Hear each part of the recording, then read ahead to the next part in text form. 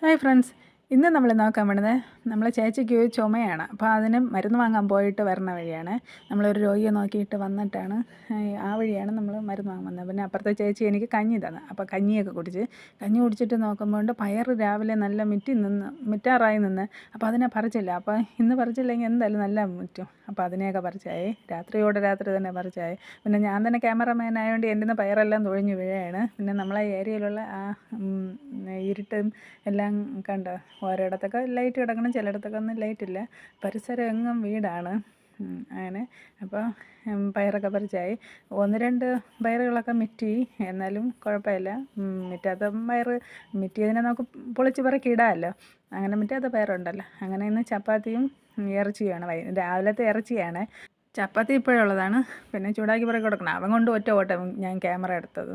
അടുത്ത് ചക്ക ഇന്നലെ ചക്കക്കാരൻ്റെ നിന്ന് വാങ്ങിയതാണ് അപ്പുറത്തെ ചേച്ചി. പകുതി ഇന്നലെ ഞാൻ വെട്ടി കൊടുത്ത്, ഇന്ന് പകുതി എടുത്ത്. ഓക്കെ ഫ്രണ്ട്സ്, ഇന്നത്തെ വിശേഷം ഇത്രയായിരുന്നു. Tata, bye bye.